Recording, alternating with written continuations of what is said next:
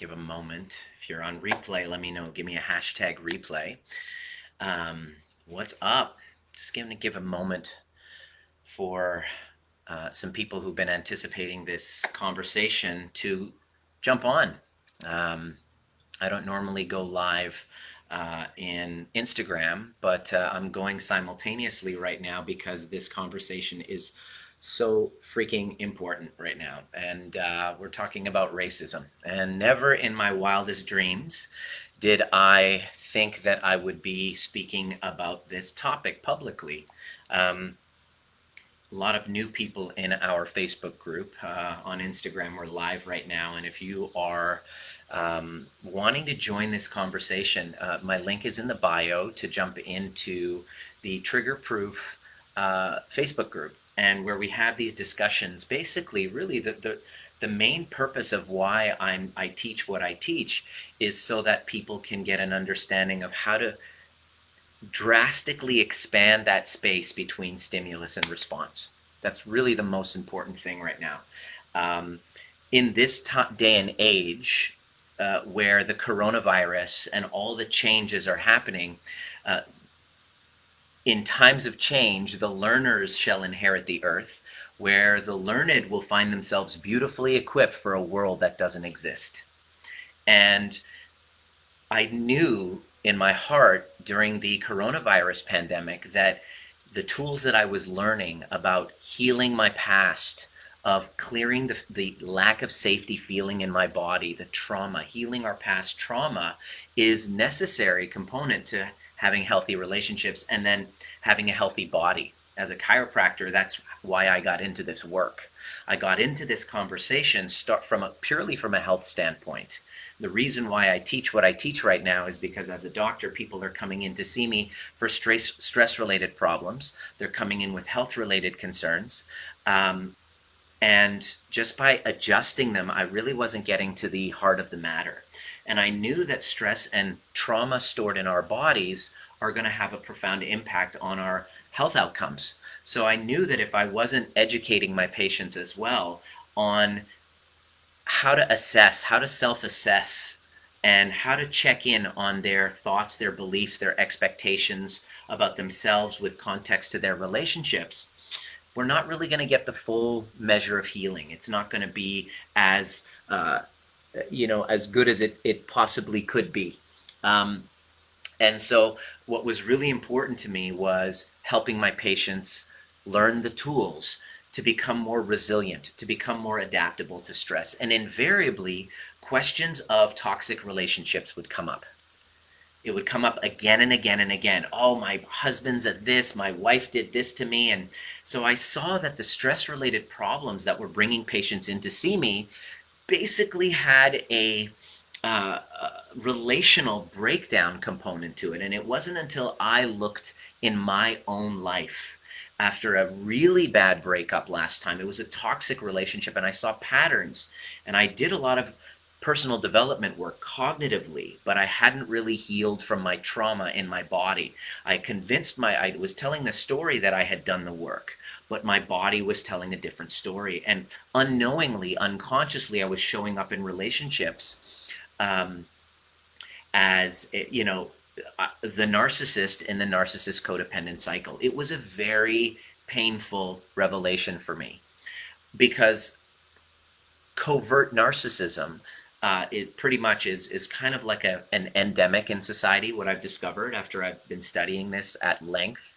But the problem with narcissism that we all have is that we have blind spots, and that the narcissism itself prevents us from being able to observe it. It becomes a blind spot, and there's so much shame and guilt around, especially in today's culture with all of the activism movements going on that really work towards shaming their perpetrators, and rightfully so. In those moments when they have unhealed big emotional wounds, they're not scars, the activists are speaking out, whether it's women's rights, gay rights, trans rights, black rights, any marginalized population, who are speaking from open wounds, not scars, open wounds are extremely angry, and there's the cancel culture and naming and shaming, which is the wounded self wanting to be seen and heard, wanting to be acknowledged, which totally makes sense. The problem is a lot of these activists, from what I've discovered, are coming from a place of wounding themselves. And what that does is that doesn't result in healing. My concern was, okay, I have some covert narcissism going on here. I didn't know that I didn't know, and it didn't start with me. It was a product of my environment growing up, which we are all a product of. Your parents grew up in a time which was spare the rod, spoil the child. Children are to be seen, not heard. So your parents often raise you in that narcissistic way. By default, you are going to grow up not having your emotional needs met, which then causes you to become covert narcissistic. And then we get into relationships, and then these narcissism dynamics start to play. And it was an embarrassing moment for me to acknowledge that. It was very difficult for me to acknowledge that. So over the last 2 years, I've been working diligently at removing the trauma from my body, because I had already done the cognitive work on changing the stories, just to heal from past being bullied. I was a victim of racism. I had low self-esteem as a child. Because of that, I changed my name from Nima to Nick, because I didn't want to be different, because I was the only brown kid. So I've known the pain of not loving myself and wanting to hide from my truth because I didn't accept myself for who I am. I mean, we all have a story like that, don't we? So this journey led me to understanding and healing with my past younger self, with my wounded inner child. And that was the missing piece.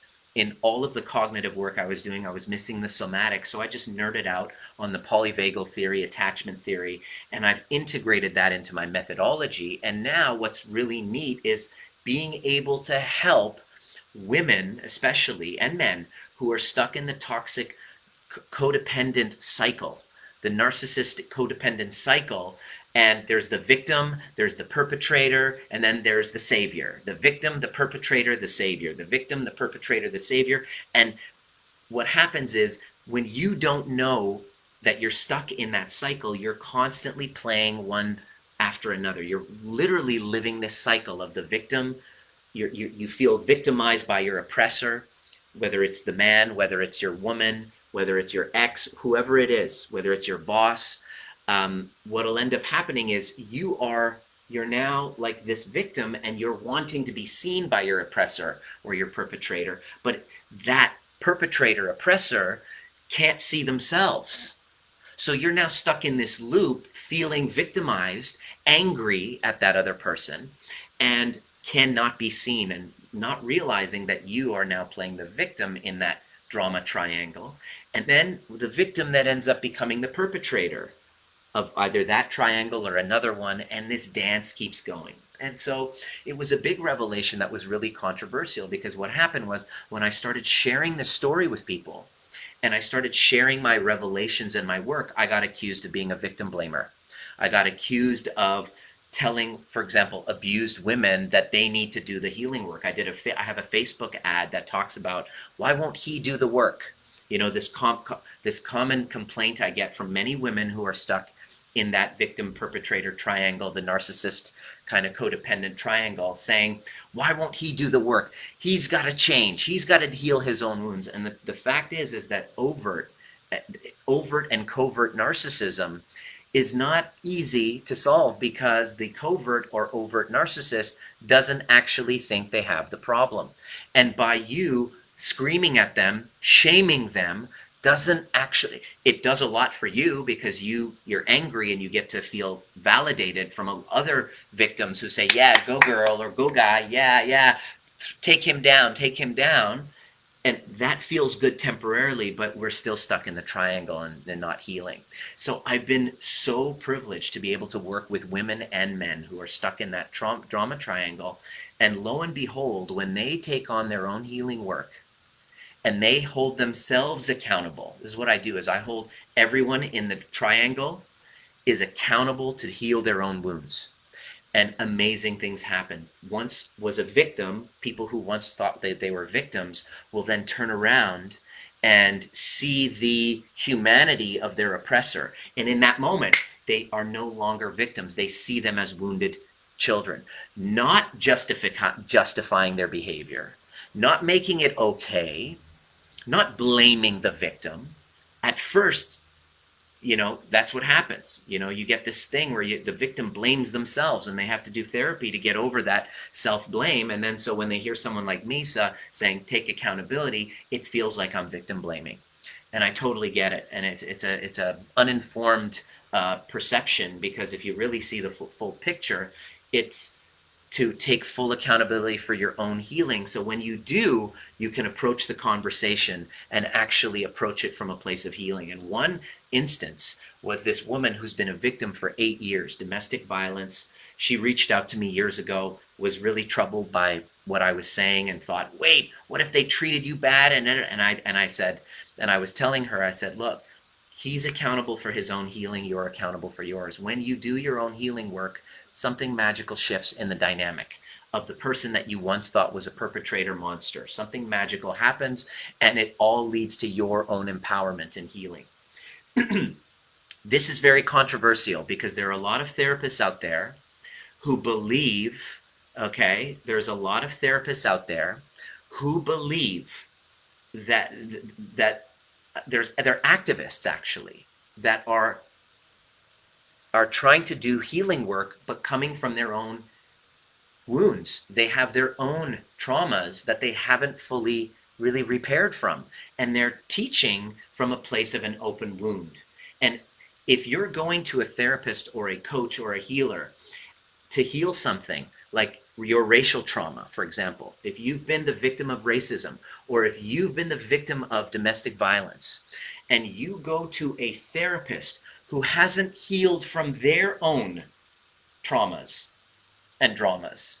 And by healing means they don't see themselves as victims anymore. They see the whole dance, and they have empowered themselves to no longer be at the effect and disempowering and giving their power away to somebody, no longer needing to be seen and heard by their oppressor. That's how you can tell when someone's really done their healing work. You can feel it in them. They're no longer angry. They don't come from a place of anger. When you go to somebody who hasn't healed from their own wounds, whether it's racism trauma, whether it's domestic violence, whether it's sexual trauma, whether it's gay bashing, if the therapists themselves are still angry towards their oppressors, you're going to be validated, which feels good. But you can just go up to your friends, call your friends up and say, that guy was an asshole. That's right. That's right. You tell him. Yeah, high five. That feels good. You can get that from your friends. If you want healing, and I want you to understand, my only concern in this conversation is about healing. If we want healing, then you must get help from somebody who actually has walked the path, has cried their tears, and done their own work. Otherwise, it comes from a covert racism place. Covert narcissism place. So why am I talking about racism? Well, just 3 days ago, I come across the work of Dr. April Larder at Racism Recovery Center. At Racism Recovery Center. Dr. April Larder at Racism Recovery Center, who is a black woman who helps white people actually heal from racism. And she put out this statement, and she is one of the few people saying it. And it just blew my mind, because this is exactly the same thing that I'm trying to teach people who've been victims in their past, the victims to their history. You can't heal from that drama triangle by staying stuck to that story. And that's controversial, but it's the truth. And she's saying the same thing about racism. And she puts up this understanding of racism, that racism is cultural narcissism, that racism must be dealt with like a mental illness. It's not a justification for it, but It is covert or overt narcissism, right? And what's interesting about this is if you look up the symptoms of narcissism, narcissistic personality disorder, and you look up like overt racism, you'll see the exact same thing. It actually works through the exact same thing. And because narcissism is so ingrained in who we are, ingrained in like covert narcissism is just what it is a function of childhood trauma and racist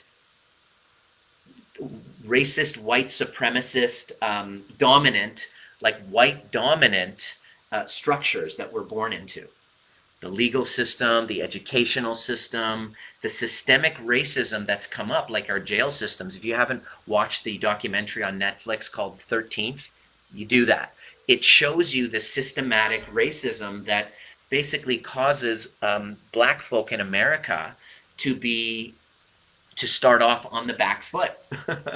Basically, and it's been going on for centuries, and it's just like the prison systems are now just kind of like slavery, are legal slavery now, and you just see the whole history. In other words, what I'm saying is we're all born into that system, but if you have that plus childhood emotional abuse or physical abuse, or you weren't seen and heard, what ends up happening is the two together causes us to act towards people of color, people in a lower dominant, or I don't want to say people of color, I'll say lower dominance class, because the same thing happens in China or in Asia when you have like Malaysians and Laotians and Vietnamese. The Chinese are the dominant class, so they have that's their racist framework that they have. If you add that to emotional neglect, which most of the time, let's face it, we all have varying spectrum degrees of that. When you have that, you now have a covert racism.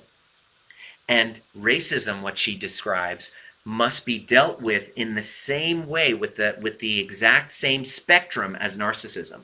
And I'm going to do a little test for you right now based on kind of like your level of covert racism, because it's not a question of are you a racist? It's a question of what degree are we racists? This is huge.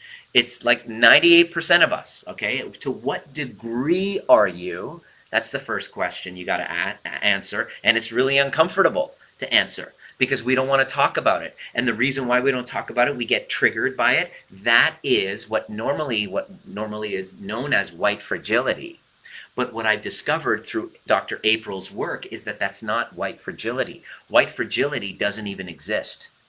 There is one of her podcasts that she wrote, that she did. It's called White Fragility Doesn't Exist. Look it up. Racism Recovery Center, she did a podcast on this. White fragility doesn't exist. White fragility is actually a PTSD trauma response to shame. And like all narcissists, we all have this trait. What happens is when we experience the shame, it's so uncomfortable that our unconscious defense mechanisms start putting up defenses. And we don't really want to deal with it. For example, I'm going to give you tons of examples. For example, the All Lives Matter movement. That's a form of covert racism. I'm going to explain to you what it is and how that is. And it was a huge light bulb moment for me. It was like, oh my gosh, this is an exact alignment with what I'm teaching all of my clients and students of healing their past trauma with their wounded inner child and their adaptive adolescent, integrating those parts of you into your body, changing the conversation with yourself first. And if you can't, what I noticed was when I couldn't see myself and emotionally attend to myself, there's no way that I could emotionally attend to a partner. That's why all of my relationships became this narcissistic codependent cycle until I finally took on the work and met somebody. And for the first time in my life, I have a conscious relationship. Now, we don't always get along. We argue. I sometimes fall into becoming selfish, but I'm able to spot it. I'm able to heal it. I'm able to have a situation where I, for the first time in my life, have a relationship that is not the narcissist codependent cycle. It's a healthy interdependence, from codependency to interdependency. And what Dr. April is saying is that our relationship with racism, what's happening right now, where all of a sudden the anti-racist movement starts coming up and starting to name and shame you for not doing enough, all of a sudden it leaves white people going, what am I supposed to do? Okay, here, take the money, which is part of covert racism, which is called saviorism, and it's part of the codependency. And what she's calling forward, just like I'm calling forward in the narcissist codependent dynamic, okay, it's a dynamic between two people that if you want to change it, both parties are responsible for doing their own healing work. Not all will. You're responsible for your part of it. The other party is responsible for theirs. But still, just by throwing money at it doesn't take the problem away. It's not doing the work. In fact, it's actually promoting the enmeshment between the narcissist dominant class and the codependent disempowered class. And I say class because it can be black, white, whatever. And these dominance hierarchies, it's cultural narcissism. That's why you can have a group of black kids, and then there'll be one white kid, and then those black kids will start picking on the white kid. That's not reverse racism. That's just covert. Covert racism. It's a form of overt racism or covert racism. It's just racism. It's not reverse racism. It's just racism, and it happens with dominance hierarchies of dominance and minority. This happens in every system. And the only way to break free is to see your role in it. I'm the perpetrator. To own it. That's tough for white people to do. That's tough for the lighter skinned people to do. And so I want to have this conversation for healing. Because the next question you're going to want to ask is, what do I do now? What do I do? I have these implicit biases. Okay? I have these implicit biases going on. What do I do to solve this? Okay? I don't feel comfortable. This isn't comfortable for me. I get it. I have it. First and foremost, it's part of two reasons. Number one, you are born into a system that is embedded with racism, with dominance being the white, especially if you're in the United States. The white is the dominant class. The blacks and Hispanics are the minorities. Okay? So the people of color. So you're born into it, number one. So you can't help it. Even Hispanics and black people and everybody has it within them. Okay, it's part of our society's mental illness as a cultural identity. Is a mental illness, right? And not like, and I'm not pathologizing it in the form of like you all have to take medication. No. It's an acknowledgement. That's the first step, is acknowledging. All right, I am born into a society where people of color are graded and there's a dominance hierarchy, and this is where the pecking order is. Step one. And then step two is to heal your past traumas, is to take all of those experiences and traumas of your disconnection, where you fragmented from your authentic self. Because your authentic self, when you're born, doesn't hate people different color. It's actually downloaded onto you from the unconscious, the mass collective unconsciousness. We inherit it. And so the next part of it is first acknowledging what it is, that schema, that framework. And the second is healing with that wounded inner child. Because when you can identify and really connect and empathize with yourself, only then are you going to have empathy for those that you once oppressed. That's it. And it's not for example, it's not for feminists to tell their narcissistic husbands or whatever to do their work. It won't work. It's never worked. And it's not for black people to start screaming and saying, you should be an anti-racist. Because what happens is, And here's what happens with the movement. All of a sudden, the white person feels shame and guilt. Then they have defense mechanisms going up because they don't know how to process the emotions and they don't do their own healing work with it. They don't know how to do it. This is what we did in our group call last week is I held space for everybody in the group to actually connect with their racist selves. That's not really done because we usually are used to shaming. We're used to shaming people. This is how we do it because we're talking from a wound. Now, if I hadn't healed from my racial trauma,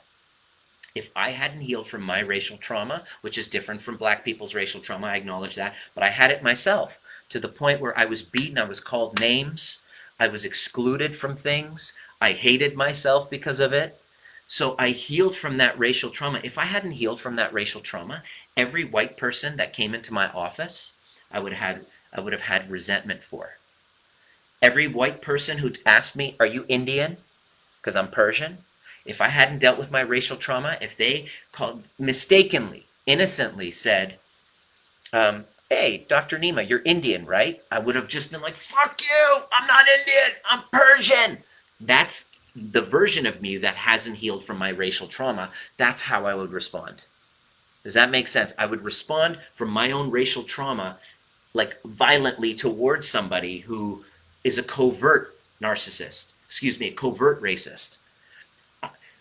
When you don't know, when you haven't healed from your traumas, you don't know the difference between a covert and an overt racist. You paint them all in under one, right? And so if you, let me say that again. If you haven't healed from your racial traumas, or if you're any trauma, if you're gay and you've been, marginalized because of your homosexuality, and you're angry at straight people, and you have, all the story of homophobia and stuff like that, if you haven't healed from your gay bashing trauma, you will likely act out in very aggressive, triggered ways. And I'm not blaming you, I'm just talking about human behavior based on the nervous system. No judgment towards that. We're all on our own journey, and we all have healing to do, and it's never, you're never done. It's never finished. Okay? So if I don't do that my own healing work, then I can't help white people. Because you'll say something that's ignorant, and I'm going to jump down your fucking throat, make you wrong for it, and then you drop into shame, and then you go, okay, here, what do I got to do to make it go away? Let me pay you. And you've seen that behavior with narcissistic parents who feel guilty. They want to throw money at it. It's the same system. It's the same system. It was mind-blowing for Dr. April to introduce me to this reality. And it was like, yes, it was like a light bulb. It was like, oh, this changes the game in racism recovery. This changes the game in healing from toxic relationships. What she said that was really tough, she goes, I get really hate a lot of haters and trolls that are mad at me because I hold black people accountable to healing their own racial traumas. And she admitted there was a period of time she was an anti-racism activist. She's an anti-racism activist, but she hadn't healed her own racial traumas, so she was naming and shaming, and she realized that wasn't actually healing.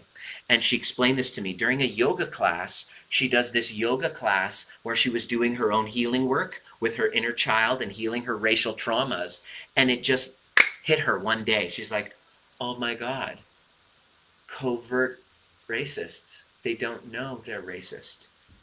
They have no idea that they're racist. They're acting out of a complete not knowing. They are completely acting out of not knowing. And it's and they don't know that they don't know. And so she started to have, dare I say it, compassion for racist white people. That's how you know you've done the healing work. This is how you know you've done the healing work. When you have gotten so good with yourself that you no longer need to be seen by the other oppressed person, and that you now see past their wounding and their behavior, and you don't see a monster anymore. You don't see them above you. You see them as these poor little weak souls who are acting out of their unconsciousness. That's how I can tell, because I've been doing this work a lot, and I watch people, I watch TED Talks, I watch activists, I listen to therapists online, I follow a lot, and you can tell the ones who've actually done their own healing work and the ones who are still victims of their own racial traumas. And what Dr. April is saying is that everybody is responsible for their own. She holds people accountable, everyone accountable to healing their own wounds.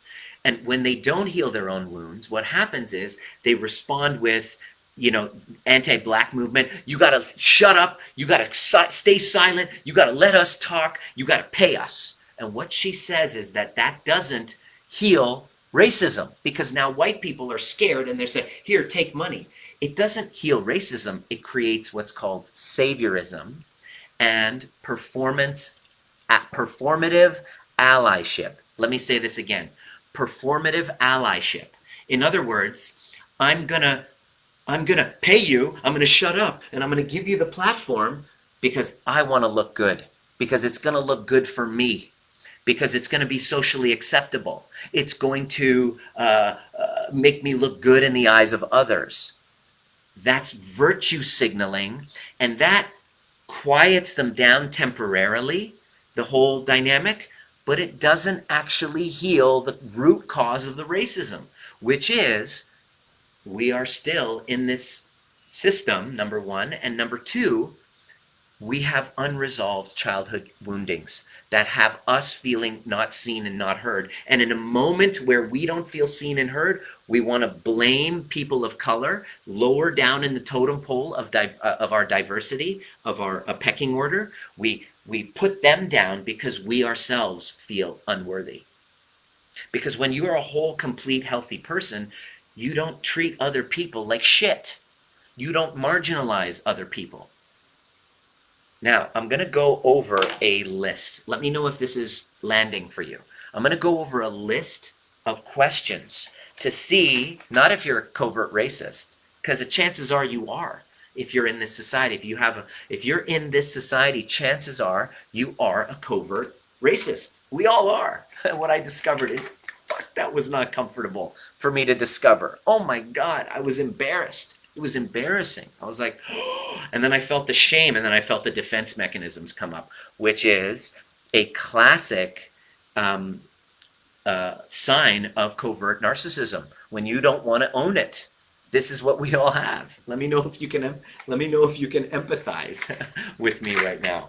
So there's two types: overt and covert narcissism, and it's a spectrum. What she's proposing is that we have it as a spectrum, much like narcissistic personality disorder. So check this out. On one end of the spectrum of the whole racism, you have the abolitionist, who is like this person. Let me know where do you fall on the racism spectrum? Okay, so down at the bottom of racism, at the very bottom, you're an abolitionist. If you're a white person, you're an abolitionist, where you make a statement like this: I will put my safety and freedom and health on the line to fight for people of color. Now, you're an abolitionist. You're not a racist. You are, like, literally will put yourself on the line because you feel that strongly about it. You're an abolitionist. And there are many white people who are there. I'm going to tell you as I go through this kind of spectrum, so you can see where you fit in and where covert racism begins. This is very useful. Okay, it's extremely useful. An abolitionist will put my safety and health and freedom on the line to fight for people of color. The next part is allyship, where you say systemic racism is real, you acknowledge that systemic racism is real, and it has to be ended. If you feel that that's true and you know it, here's the thing: you can't bullshit. If you're saying, there's not really systemic racism, I don't see it, then you have covert racism. Because if you can identify and know that it's real, then you move in towards allyship. If you want help with that, watch the movie The 13th. It's on Netflix. The 13th talks about the prison systems. And I was moved to tears about 3 times.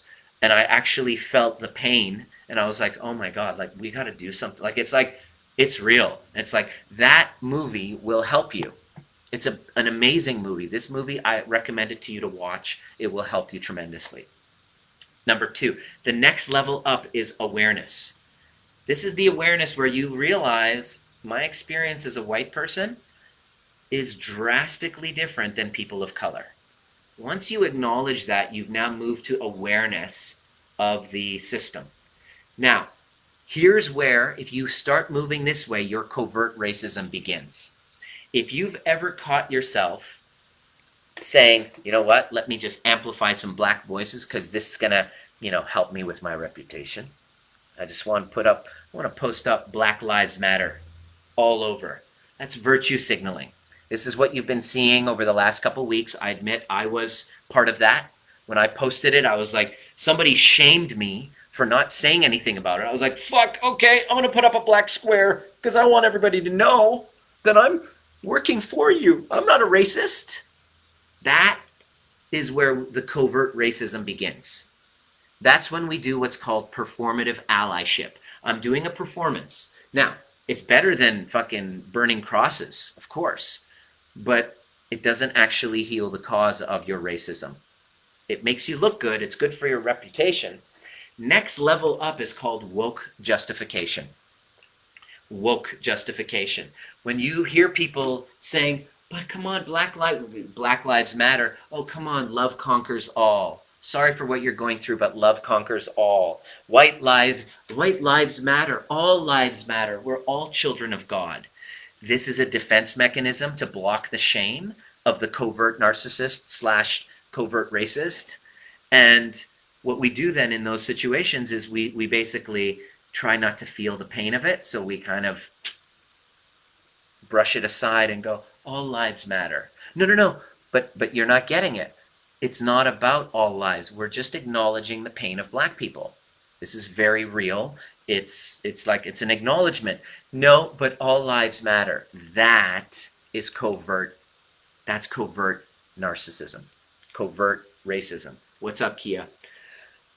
You're gonna want to go back and watch this again, bro. So woke justification. So here's the next part. The next, after woke justification, you move up. You now become the white savior. White savior is, okay, if you have the belief, well, there's no need for people of color to have their own safe spaces. Come on. Why can they use the N-word and we not? Okay? Why? They use the N-word. We should be able to use it too. That is when you get to a covert racism called white saviorism. And white guilt, okay, when you say, we are one, that's all of a sudden the white guilt starts to, from this point, start to lead to things like denial. You could be in the next stage of denial. You have this guilt. Is this info? Yes, it is. Absolutely. That's all from Ali. Absolutely.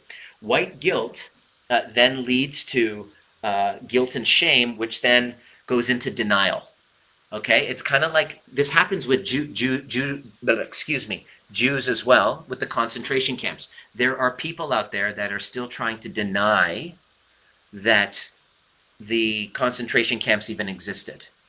This is a classic case of denial. It's covert racism. No, it didn't happen. If you say, come on, those people who say slavery ended 200 years ago, come on, they signed the thing, it's ended. There's no racism doesn't actually exist anymore. Quite the contrary, we have affirmative action, and now black people are going to get more, they have the advantage now because so-and-so is happening, and that, my friend, is covert racism. That is denial that it's even happening, okay? Racism no longer exists. If you see this, say, I don't see color. That's a form of denial. Next one is justification. You then move up. Whenever you hear someone say, I have black friends, that is a form of covert racism. It's a justification. Well, you have to justify. It's our natural narcissistic defense mechanisms coming up because we don't want to own up to the fact that we have covert racism.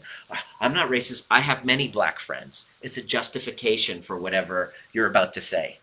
If you find yourself saying the words, those black people, if they would just, if only they would just stop being so whatever.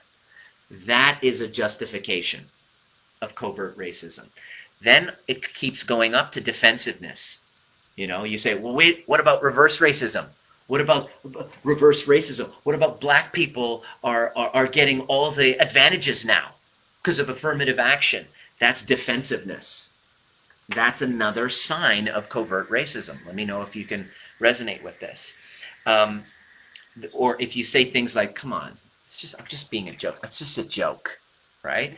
Then you're covert racist. You don't know it. You don't like the shame, so you say, it's just a joke. Or when you say, hey, come on, what about black people killing black people? What about that? When you point out black on black crime as a justification or defense against what's going on, that's covert racism. That's exactly what happens with narcissism. Next level is you become indifferent towards it.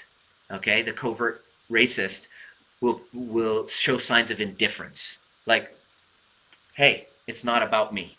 This is not about me. So I don't really have to worry about it. It's not about me. Right? And then we keep going with subconscious racism.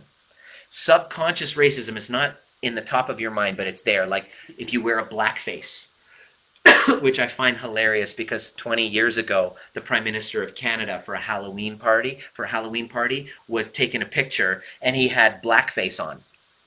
Okay? So he had blackface. So that's subconscious racism. He didn't even know it.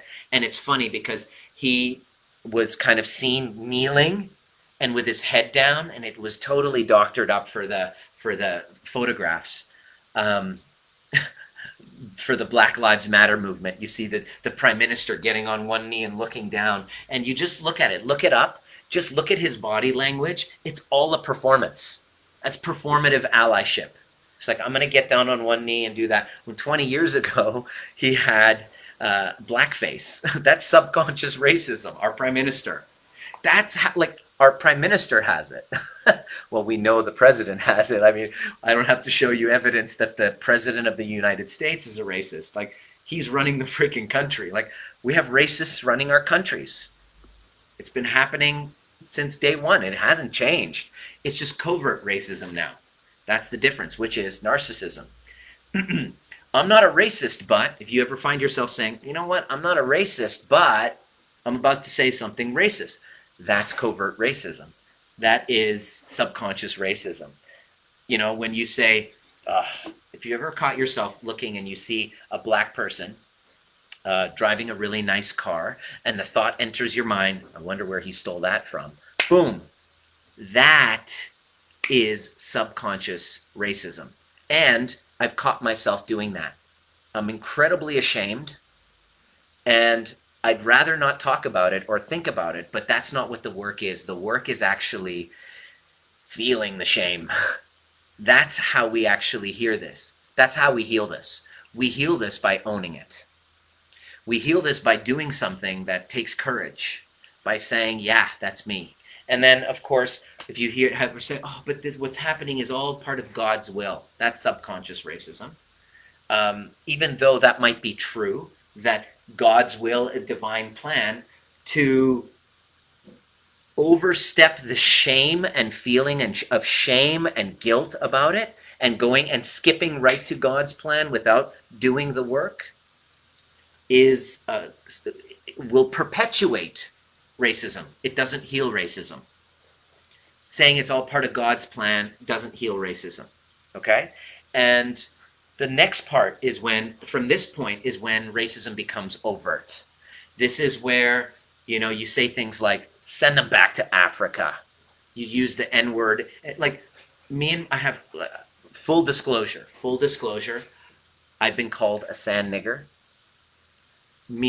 I have black friends that we banter back and forth and talk about these things. I have one of my black friends who we actually say those words to one another. But here's the difference. We know each other, and there's a context there, that there's a safety that he and I have together. I wouldn't go off doing that to somebody that I don't have that safety with. There's a boundary. Like, this is boundary work. Using those words is really about boundary. It's not about not joking. It's really understanding boundaries. It's like, when Chris Rock goes off and says stuff, or Dave Chappelle, and he does those. Understanding boundaries is different than you can't say it, I can't say it. If you haven't done your work and you haven't cleared your shame, then you're a little bit weird. You don't know boundaries. You don't understand boundaries. So when when you're overt racism doesn't necessarily mean you can't joke about it. It's a boundary issue. But if you hear people overtly saying, send them back to Africa, UN, you're a this, you're that, that's overt racism. So if you've ever caught yourself doing that, then that's where you are. And here's what she says. Here's what Dr. Larder says. April says, just like overt narcissism is very difficult to beat, because overt narcissists don't know that they don't want to admit it, and they don't actually have any self-awareness to be able to take ownership and heal it, right? So in all likelihood, that doesn't heal. But covert racism is different. Covert can, just like narcissism, if you're willing to do the healing work, it doesn't go away by just throwing money and doing performative allyship or being the savior, right? And the last part, the top part of terrorism, because I just took you on a journey through through racism and the different levels. The very top is where you are a terrorist racism, like you enjoy hurting black people. You get enjoyment of the lynching, the beatings. Let's pick on and bully black kids, and like bullying them. That becomes terrorism. Okay, let's lynch them. Let's Derek Chauvin, the guy who murdered George Floyd, great example. Okay, so that's terrorism. So you now see the spectrum of racism, and here's the biggest part: racism will not be healed. Will not be healed by shouting and shaming. It can only be healed by who? By white people themselves. So what do you do as a white person? That's the answer. Number one is acknowledge. Acknowledge that you do have an unfair advantage, and acknowledge that you're part of a racist system. It's part of you. It's inborn in you, number one. You have covert racism. That was very difficult for me as a person of color. But then I realized it's in Persians. Persians have it against blacks. We have it against Chinese. We have like a racist slur for every ethnic thing. It's just part of how we grew up, right? It's like, oh, shit, yeah, okay. It's how I grew up. I'm not a bad person because of it. Okay, that's the first thing. I'm not a bad person, even though there's a lot of angry, unhealed people making me the covert racist, pinning me in the same pile as all the people who burn crosses. It happens that way. Which just happened to me just a couple days ago. It was like, whoa, it was traumatic for me, which has led me into doing the work and sharing what I just discovered with you.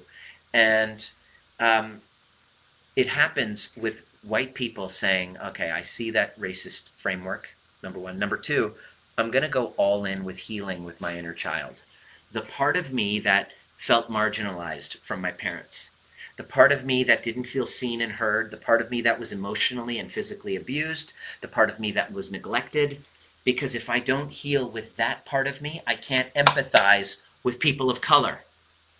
Let me say that again. If I don't heal with that part of me properly, I will not empathize. I won't solve the problem. I can't just PayPal it away or Venmo and, okay, I've just donated to this black charity. I'm good now. I'm good. It doesn't work that way. And what's interesting is the people like myself who've experienced racism, if you have, let me know. Say, I have. Your responsibility is, and this is of any color, even white people who've experienced racism, of any color, your responsibility then becomes to actually heal from those racial traumas. because you cannot help the situation without you taking accountability for your own healing. What you're doing is you're delegating it to white people or to the oppressors. And what happens is when you do, you create codependency. You're enmeshed with them. When you take the money, all of a sudden now you become codependent on them, and then you feel betrayed once again when a few months later the truth that they haven't really healed comes through, and you're like, oh my God, I feel betrayed by these white people who said that they were going to come and save me. It just perpetuates the problem. My only concern is that of healing. And so I'm so delighted to be able to have Dr. Ali Larder. She's gonna be a guest on my show, and we're gonna do that in my Facebook group. It's called Trigger Proof. I mean, you're in it right now. I'm talking to you if you're on Instagram. The link is in the bio. Jump in and join the conversation. It's going to be badass, and I really want to.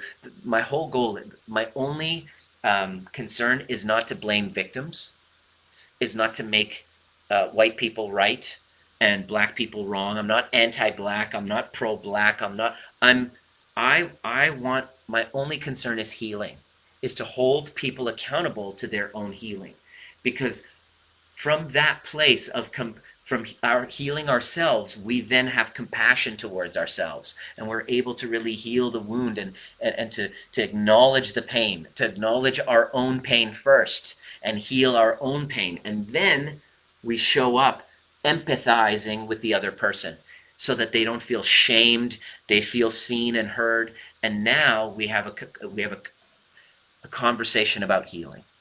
And this is what I absolutely love. And we have in our Facebook group, in our community, in this community, we have events that are designed specifically to go back and heal with your wounded parts.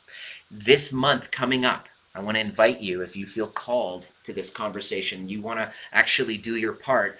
You've already, donated and you've taken the courses and all that stuff. Okay, great. If you actually now want to do your own healing, we have a breathwork and badassery that's focused on healing with the father wound. Your father wound, they could have been a racist too. Racism, homophobic, whatever they are, and you have that resentment, that disconnection from dad is contributing to the breakdown of your life, of not feeling seen and heard. And I'm, in 2 weeks' time, going to be on my baby moon in Tofino, British Columbia, with my parents, and my father is going to be joining, and I'm going to be doing the breath work and inner child meditation. My dad will be there as well. I don't know if he's going to be sitting in to the whole thing. That's up to him. But I've completely shifted my relationship with my parents because I was victim to them and not feeling seen to narcissistic parents. And I was just wanting for them to see me, and why won't they have empathy? And they're so my oppressors. And then I realized I was being a covert narcissist myself, not actually empathizing with them. And when I took care of my own wounds, I took care and I healed from that covert narcissism, covert and overt narcissism. Not only was I able to heal with my parents, I was able to empathize with my oppressors. My relationship with them completely changed, and then as a result, my nervous system became more regulated. I mastered these tools of healing with my younger self, of what I call your trigger-proof toolkit. It's what I teach with my clients. I was able to attract a secure attachment that was a healthy interdependence rather than the codependence that I had. And it's so beautiful that this racism conversation is overlapping so well with the conversation of the narcissist codependent cycle, the trauma cycle, the drama triangle. It works the same way with racism. It works the same way with gay, LGBTQ, any type of trauma that you feel suppressed and oppressed by towards an oppressor can actually be healed. But you must be willing to take accountability for your own healing of your traumas. When you do, all of a sudden, you don't feel as oppressed anymore. That's the beauty of it. There's a freedom and a lightness that comes through on the other side. And that's what I want for you. I want you to own up to your truth. And the truth, not to blame and shame you, but just to recognize where you came from and that it didn't start with you, but it can end with you. And let me know what was your biggest takeaway from this. And if you have any questions and you really want to learn more about becoming trigger proof, send me a DM and say, I want the training. Do I tag somebody in this post, really, like, who really needs to hear this? Please tag them in here and request, send me the training. I have a 90-minute training on how to heal that past and regulate your nervous system so that you can actually show up a more integrated individual, not from a place of open wounds, but you can enter the conversation from healed scars. You want to talk from a place of your scars. You want to teach people, you want to connect with people from a place of your scars, not your open wounds projecting on looking for a savior. The savior is you. The savior to this whole hero's journey is you. And when you become the healer to yourself, all of a sudden everything changes. And I stand for healed families. And that's the nature of the work that I do, and this is what I'm dedicated to. Let me know what was most relevant for you, but at the end of the day, it all comes down to you. For change, there are 3 stages. 3 stages to change. Stage number 1 is contemplation. You might be listening to this and go, I think I need some healing to do. That's number 1. Okay? Second stage is preparation. You're like, all right, I'm going to invest the time and the resources, and I'm going to look for somebody that I trust that's going to help me heal my attachment wounds and acknowledge, and get all the information possible to acknowledge the system that I'm in so I can wake up from this matrix. So that's the preparation stage. And the third one is action. Wherever you are on that, welcome to the conversation. I want to help. I want to be there to guide. Join my Facebook group if you haven't already, and ask me any question. And I'm happy to drop this here.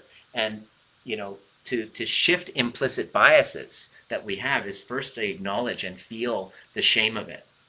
It's not to try to numb it. It's not to try to demartini it away, but to actually feel it and then heal with the wounded younger parts that feel like we need to marginalize other people because we don't feel full within ourselves. That's the work.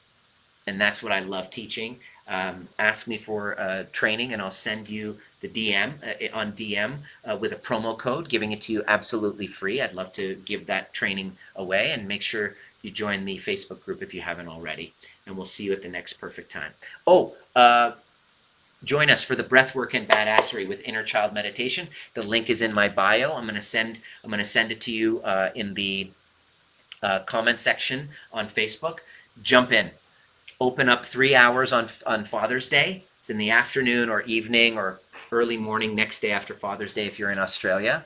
And join us for those 3 hours of healing with the father bond. This is the most important aspect of the conversation. When you're ready to actually take action on it, that's your first step I'm going to invite you to take. And I look forward to sharing and crossing paths with you at the next perfect time.